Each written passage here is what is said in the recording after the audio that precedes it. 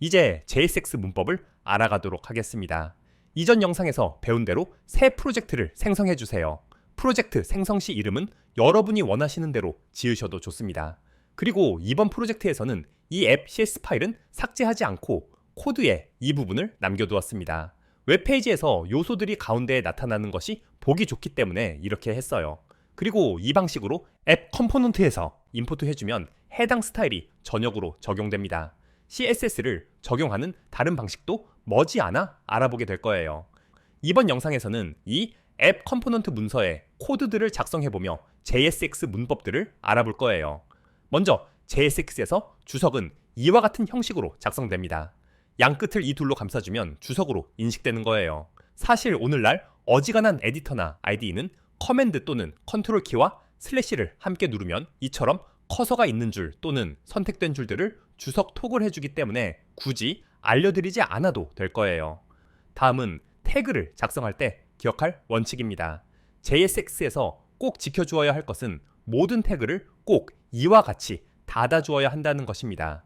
이미지 태그나 줄바꿈 태그처럼 단독으로 쓰이는 태그들의 경우도 반드시 이처럼 슬래시를 넣어 닫아주어야 해요. 태그 하나라도 이를 준수하지 않으면 이처럼 페이지에 오류가 발생하게 됩니다.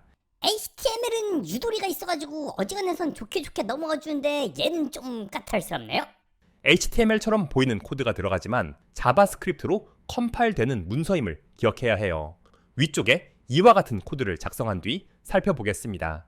이처럼 JSX 형태로 작성된 요소들이 각각 상수로 저장되는 것을 볼 수 있어요. 즉, 이들은 자바스크립트에서 사용될 수 있는 어떤 데이터로 변환된다는 의미입니다. 이처럼 이들을 로그로 출력하는 코드를 작성한 다음 브라우저에서 개발자 도구를 실행한 뒤 콘솔이란 탭을 열어주세요. 이 화살표들을 클릭해서 각 객체의 내부 항목들을 살펴보실 수 있습니다. 하나하나 분석할 필요는 없지만 이 JSX 요소들이 대략 이와 같은 자바스크립트 객체로 만들어짐을 알 수 있어요. 이들은 가상덤을 구성하는 기본 단위가 됩니다. JSX 요소들은 이처럼 자바스크립트 객체로 변환될 대상이므로 HTML에 비해 엄격한 문법 준수가 요구돼요. 상수들에 저장된 이 요소들은 이따 페이지에 삽입하기 위해 남겨두겠습니다. 지금부터는 중괄호 표현식에 대해 자세히 알아보겠습니다. 코드에 이 부분들을 추가할게요. 중괄호 표현식이란 말 그대로 중괄호 사이에 표현식을 넣은 것입니다. 표현식이란 어떤 값을 반환하는, 즉 다른 어떤 값으로 대체되어 작성될 수 있는 코드 조각을 말하죠. 여기서 language는 자바스크립트라는 문자열을 반환하는 상수입니다. 안에 든 값을 반환하기 때문에 자바스크립트란 문자열로 대체될 수 있기 때문에 이 상수도 표현식인 거죠. 이를 포함하는 이 중괄호 표현식은 웹페이지에서 이와 같이 렌더링 되는 거예요. 그래서 이처럼 웹페이지에 자바스크립트라는 텍스트가 나타난 것을 보실 수 있습니다. 만약 코드를 이와 같이 수정하면 어떻게 될까요? 보시다시피 오류가 발생하여 화면에 아무것도 나타나지 않게 됩니다. 이 헬로월드란 키워드는 이 문맥에서 어떤 변수나 상수로도 선언되어 있지 않기 때문이에요. 개발자 도구의 콘솔에서 이처럼 확인할 수 있죠. 만약 이 중괄호 안에 헬로월드란 문자열을 넣고 싶은 거라면 이처럼 따옴표로 감싸서 문자열로 만들어줘야 해요. 물론 그럴 바에는 중괄호 없이 이처럼 작성하는 것이 낫겠죠. 여튼 JSX에서 중괄호 표현식은 일정 종류의 값을 반환하는 코드 조각들을 넣어 화면에 렌더링하는 데 사용됩니다. 어떤 표현식들이 들어갈 수 있는지 예제들을 통해 알아보겠습니다. 이와 같은 컴포넌트를 작성한 뒤 앱에 삽입해 주세요. 오른쪽과 같은 결과가 나타날 것입니다. 잠시 화면을 멈추고 코드를 살펴보셔도 좋습니다. 이 상수들 안에 들어있는 값들을 중괄호 표현식들에 활용해 볼 거예요. 이와 같이 변수나 상수를 중괄호 표현식에 그대로 사용하는 것은 조금 전 보았던 코드와 같죠. 문자열을 반환하는 표현식은 중괄호 표현식 안에서 사용될 수 있습니다.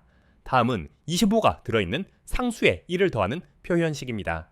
이 표현식은 숫자를 반환하죠. 중괄호 표현식에서는 숫자도 들어갈 수 있어요. 다음은 문자열과 문자열을 더하는 표현식입니다.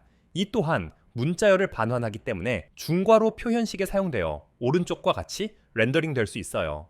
문자열 인터폴레이션 또한 문자열을 반환함으로 역시 가능합니다. 문제는 이 불리언입니다.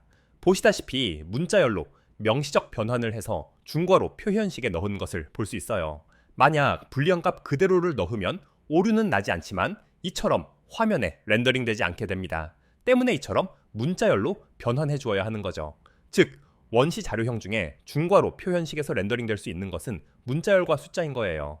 다음은 객체와 배열의 사용입니다. 이 컴포넌트 역시 이와 같이 앱에 삽입해 주세요. 사실 이 중괄호 표현식들에도 문자열과 숫자를 반환하는 값들이 들어감을 인지하면 특별한 부분이 없습니다. 빠르게 진행할게요. 객체의 경우 이처럼 키를 통해 값들에 접근합니다. 둘 모두 문자열을 반환하므로 오른쪽과 같은 결과가 나오는 것을 볼 수 있어요. 배열에는 이처럼 인덱스로 접근하죠. 역시 문자열이 반환되어 렌더링 됩니다. 배열의 length 속성으로 접근하면 해당 배열의 크기가 숫자로 반환되죠. 때문에 이 역시 웹페이지에 성공적으로 나타납니다. 아래 둘은 모두 배열로 하여금 매핑 또는 필터링 과정을 거치게 한 뒤 조인한 결과로 반환된 문자열입니다. 자바스크립트의 함수형 메소드들을 배우셨다면 쉽게 읽으실 수 있을 거예요. 이 부분이 어려운 분들은 일단은 넘어가셔도 좋습니다.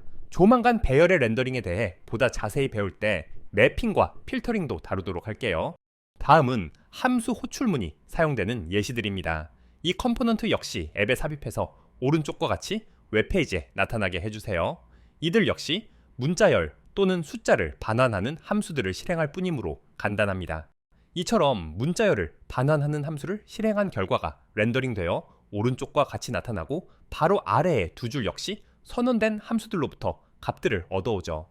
뿐만 아니라 이와 같이 익명 함수를 중괄호 표현식 안에서 만들어 실행하는 것도 가능합니다.